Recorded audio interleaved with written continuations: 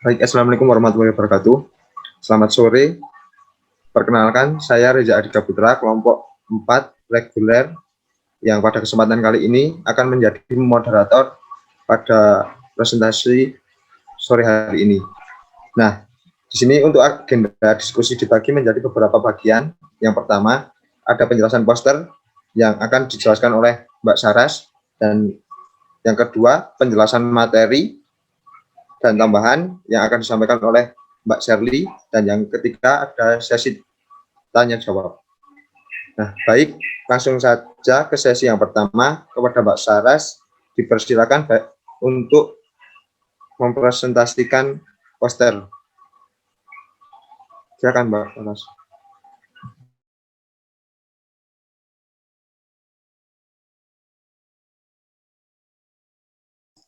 Baik, terima kasih Mas Reza. Sebelumnya share screen saya udah kelihatan belum ya?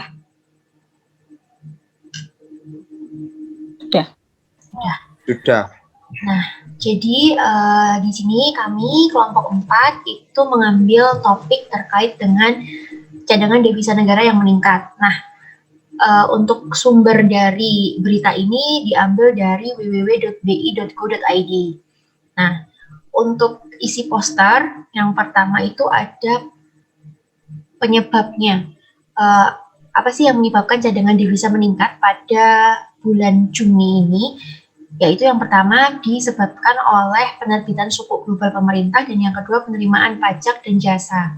Nah, posisi cadangan devisa negara selama 3 bulan terakhir dilihat dari bulan April, Mei, dan Juni itu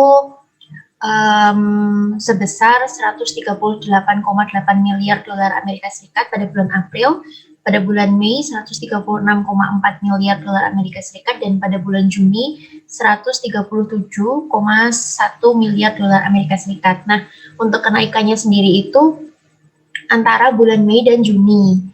Nah, untuk posisi cadangan devisa saat ini itu setara dengan pembiayaan 9,2 bulan impor dan 8,8 bulan pembiayaan utang luar negeri pemerintah, dan juga berada di atas standar kecukupan internasional sekitar 3 bulan impor. Nah, untuk materi terkait dengan cadangan devisa negara selanjutnya akan dijelaskan oleh Sherly secara lebih detailnya.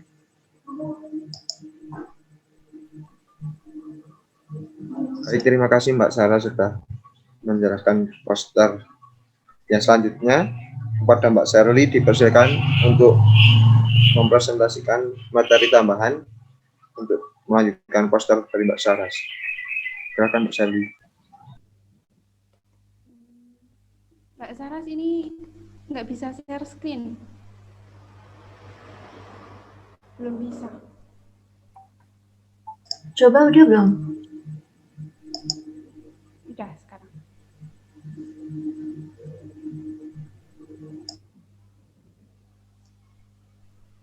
Sudah terlihat belum?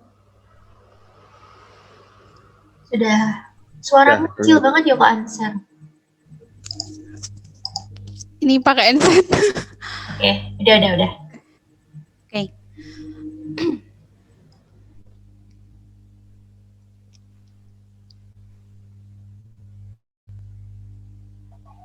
Baik, bisa langsung dimulai Mbak Sherly. Iya. Saya akan menjelaskan materi tentang cadangan devisa negara. Nah, yang pertama ada pengertian. Cadangan devisa negara ini atau Foreign Exchange Reserve merupakan aset berupa dolar AS, euro, pound sterling, dan yen yang disimpan oleh Bank Sentral dan Otoritas Moneter untuk menjaga stabilitas moneter, membayar utang luar negeri, dan juga merupakan tabungan yang dimiliki oleh negara.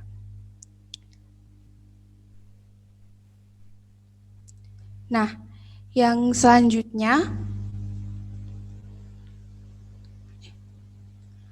ada jenis-jenis cadangan devisa. Yang pertama ada valuta asing. Nah, valuta asing ini adalah mata uang yang mudah digunakan dan diterima dalam dunia perdagangan internasional. Nah, mata uang asing ini tidak berlaku sebagai alat pembayaran yang sah untuk transaksi dalam negeri, namun banyak digunakan dalam transaksi keuangan internasional. Yang kedua ada emas moneter. Nah, emas moneter ini adalah persediaan emas batangan yang dimiliki oleh BI dengan persyaratan internasional tertentu atau London Good Delivery atau LGD. Selain emas batangan, bisa juga berbentuk emas murni dan mata uang emas yang berada di dalam maupun di luar negeri. Nah, yang ketiga ada special drawing right. Nah, ini merupakan aset cadangan internasional yang diciptakan oleh IMF dan diberikan kepada anggotanya sebagai bentuk alokasi dana. Nah, adanya fasilitas ini memungkinkan untuk bertambah atau berkurangnya cadangan devisa negara atau anggota yang bertujuan untuk menambah likuiditas internasional. Yang keempat ada reserve position in the fund. Nah, ini adalah cadangan devisa dari suatu negara di rekening IMF. Nilainya akan menunjukkan posisi kekayaan dan tagihan negara tersebut kepada IMF sebagai hasil transaksi. Nah, yang terakhir ada tagihan lainnya. Nah, tagihan lainnya ini tagihan yang tidak termasuk dalam kategori sebelumnya. Nah, selanjutnya ada sumber cadangan devisa. Yang pertama ada di dalam negeri. Nah, hasil penjualan ekspor barang maupun jasa seperti karet, kopi, minyak, timah, tekstil, kayu lapis, dan lain sebagainya. Nah, itu sementara ekspor jasa meliputi uang tambang, provisi, dan komisi jasa perbankan, dan lain sebagainya. Nah, selanjutnya ada laba penanaman modal luar negeri seperti laba yang ditransfer dari perusahaan milik pemerintah dan WNI yang ada di luar negeri. Dan yang ketiga ada hasil dari kegiatan pariwisata internasional. Nah, itu seperti angkutan, sewa hotel, dan uang pemandu wisata, seperti itu. Yang selanjutnya ada di luar negeri. Ini yang pertama ada pinjaman yang didapatkan dari negara-negara asing, badan-badan internasional, serta asing.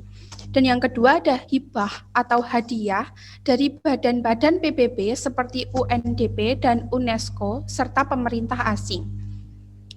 Yang selanjutnya ada fungsi cadangan devisa. Nah, fungsinya yang pertama yaitu untuk melakukan pembayaran dalam perdagangan internasional apabila suatu negara tersebut atau masyarakat tersebut mengimpor barang atau jasa, maka pembayaran atas barang atau jasa impor tersebut akan mengurangi cadangan devisa yang disimpan di bank sentral. Yang kedua, untuk pembayaran hutang, bantuan, atau hibah ke negara lain. Dan yang ketiga, untuk menjaga kestabilan nilai tukar mata uang oleh bank sentral. Terima kasih, sekiranya itu presentasi dari kelompok kami. Apabila ada yang ditanyakan, bisa ditanyakan. Wassalamualaikum warahmatullahi wabarakatuh. Assalamualaikum warahmatullahi wabarakatuh. Baik, terima kasih Mbak Sally sudah menjelaskan materi tambahan dari poster Mbak Saras. Nah, selanjutnya kita ke bagian ketiga atau sesi tanya jawab. Apakah ada yang ingin ditanyakan berkaitan dengan materi yang sudah disampaikan? Monggo Ibu Erna Herawati dan Mbak Linda Arum.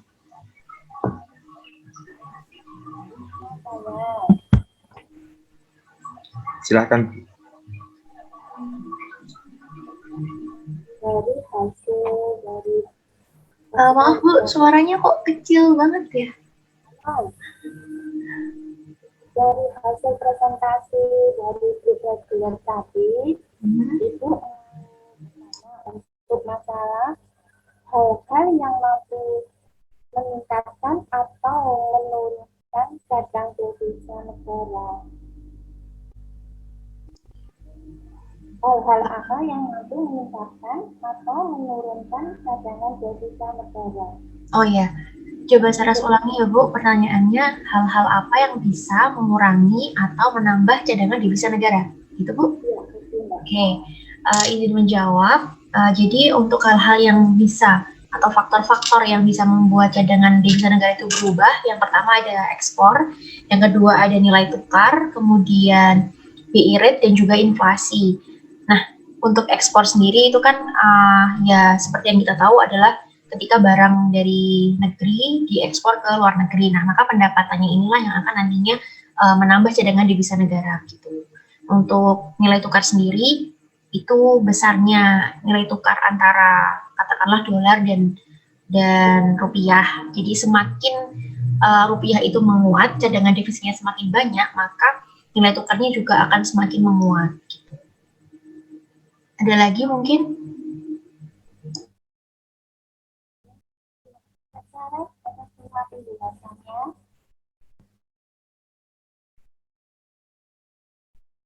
Mungkin Mbak Ninda. Mungkin dari Mbak Ninda ada yang bisa Nih, mau tanya ya.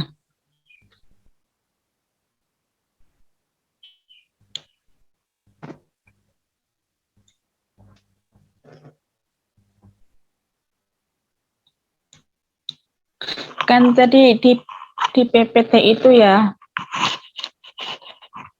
kan disebutkan bahwa salah satu jenis falas adalah money market instrument.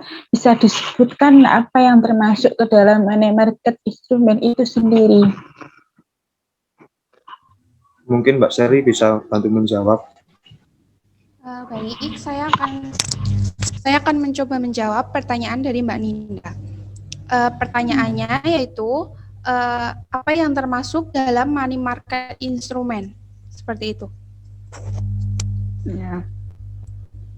Ya, yang termasuk dalam money market instrument itu yang pertama ada sertifikat Bank Indonesia, yang kedua surat berharga pasar uang, yang ketiga call money, yang keempat sertifikat deposito, yang kelima treasury bills, dan yang terakhir ada commercial paper. Seperti itu.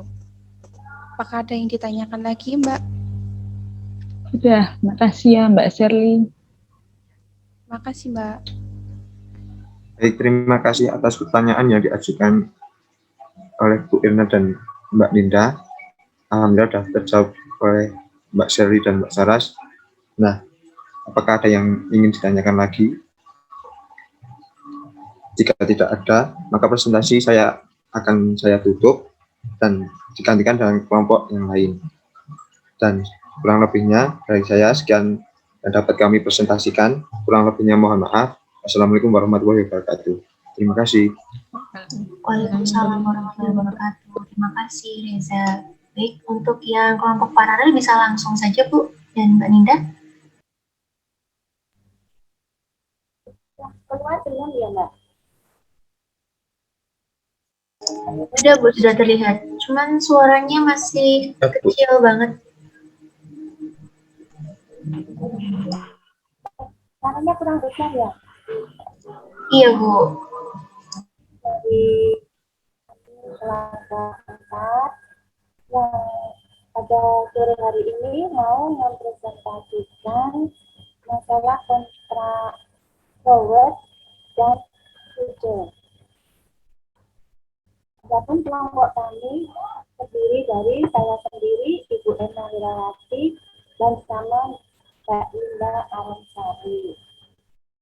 Sebelum kami menyampaikan masalah kontrak forward dan future, kan lebih dulu itu masalah definisi. Apa pengertian itu dari definisi forward? Forward itu merupakan suatu kontrak di mana kedua belah pihak atau penjual dan pembeli melakukan negosiasi dengan menandatangani kontrak yang berisi kesanggupan dua belah pihak untuk menjualbelikan komoditi atau aset dalam tingkat harga tertentu di kemudian hari.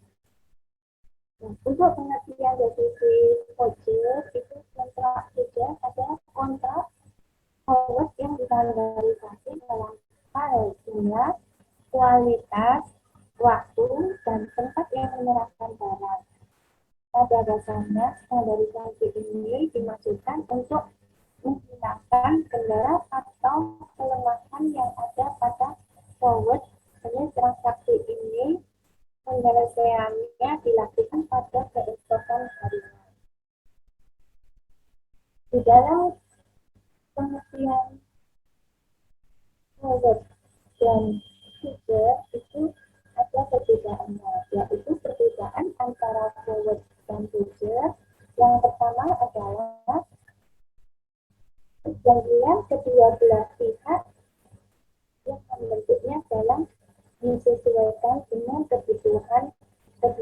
pihak tersebut. Sedangkan untuk voucher itu memang tidak punya bentuk kontrak yang standar. Dan untuk yang kedua, itu perbedaannya antara forward tidak dapat membayar atau menjamin sejumlah uang karena pada dasarnya ini adalah perjanjian kedua belah pihak. Dan untuk voucher itu diharuskan mendapatkan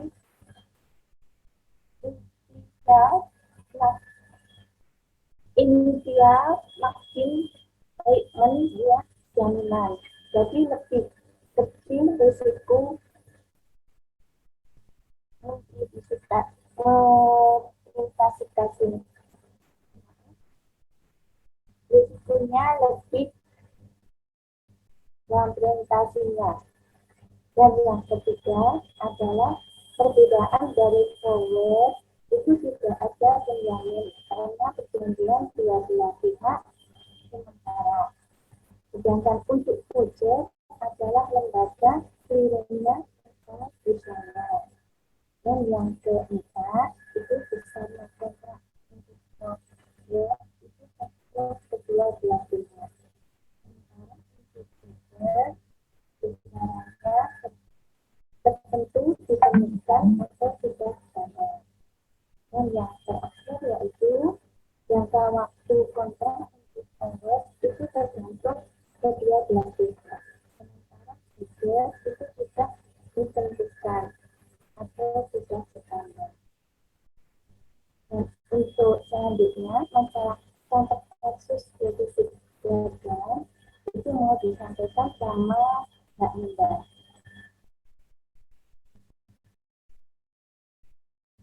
Yuk, terima kasih ya. Terima kasih Ibu Ena. Sebelumnya kita lanjutkan ya. Ini ada contoh kasus defisit dagang.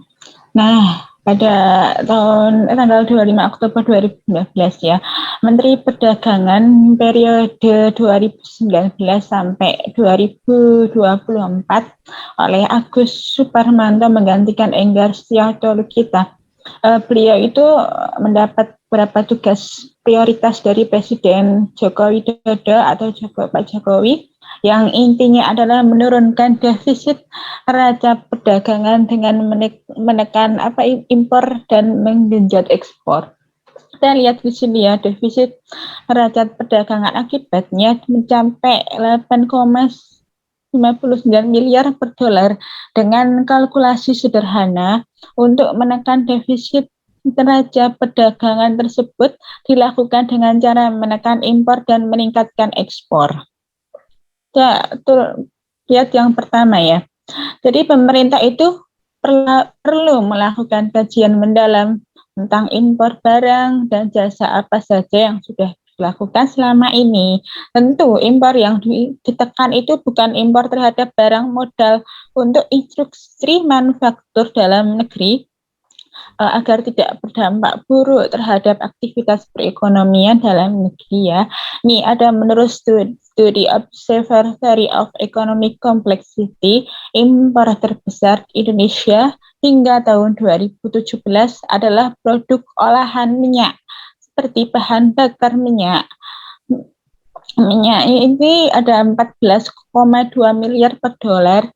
Dan minyak mentahnya 7,44 miliar per dolar, teleponnya 3,13 miliar per dolar, suku cadang kendaraan bermotor 3,01 miliar per dolar, hingga gas LPG 2,71 miliar per dolar. Jadi misalnya kita itu harus membuat program. Jadi program ini untuk percepat program B30 yang bakal berjalan tahun dengan depan guna mengurangi impor solar. Jangan hanya berhenti di situ, buat program lanjutan yang bertahap dan terukur seperti B40, B50 hingga B100. Jadi program ini selain dapat mengurangi ketergantungan terhadap BBM impor juga dapat meningkatkan perdagangan dalam negeri. Mengingat program B30 untuk menyerap minyak sawit mentah atau CPO produksi domestik yang digunakan sebagai bahan campuran dalam pembuatan biodiesel. Nah, kita terakhir ini ada penanganannya. Jadi penanganannya itu cara tersingkat adalah mengurangi konsumsi BBM agar impor produk olahan minyak terkendali. Jadi, maaf, Ibu Erna, di sekali lagi. Ya, jadi programnya itu kita hentikan program yang membuat masyarakat dan kecanduan BBM dan malas mengembangkan energi alternatif, seperti misalnya program BBM satu harga dan penyuplaian premium, seperti di Jawa, Madura, Bali. Ya. Demikian dari presentasi kelompok kami. Apabila ada pertanyaan, silahkan. Ada Mbak, saya mau bertanya. Ya, silahkan. Nah, di sini saya akan bertanya, apakah yang terjadi jika transaksi di forward market melebihi jangka waktu tertentu? Terima kasih. Semoga itu Bu Erna mau menjawab.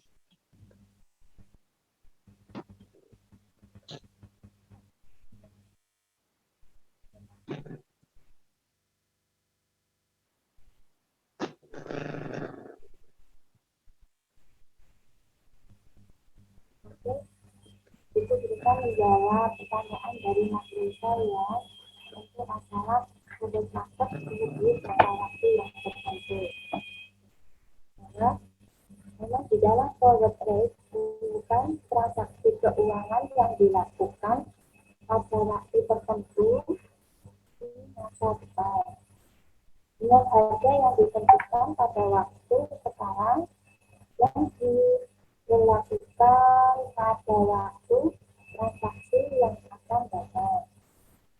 Untuk forward rate itu juga merupakan kurs mata uang yang dipakai dalam pasar berjangka, di mana nilai disepakati sebelum transaksi dilakukan di kemudian hari.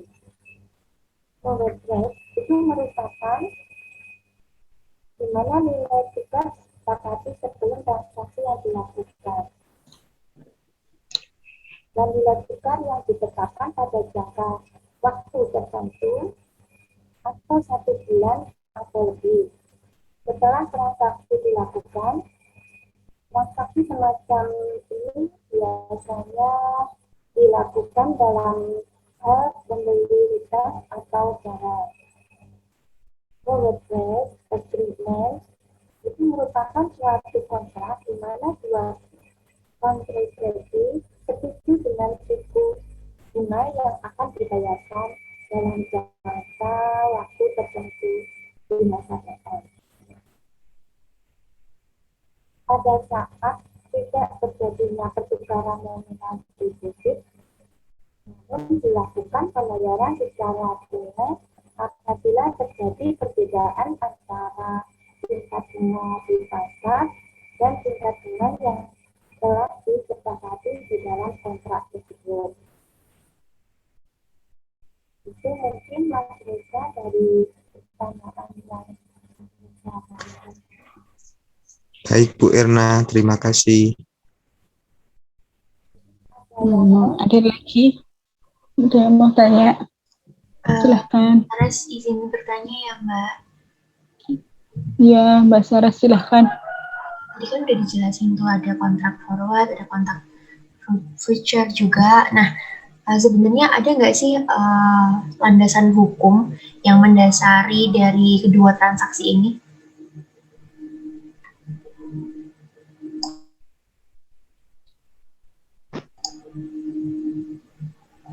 Itu aja. Terima kasih.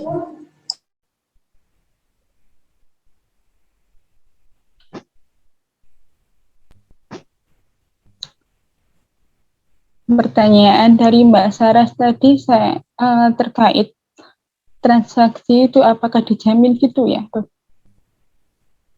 Oke, Ya. saya mencoba menjawab ya.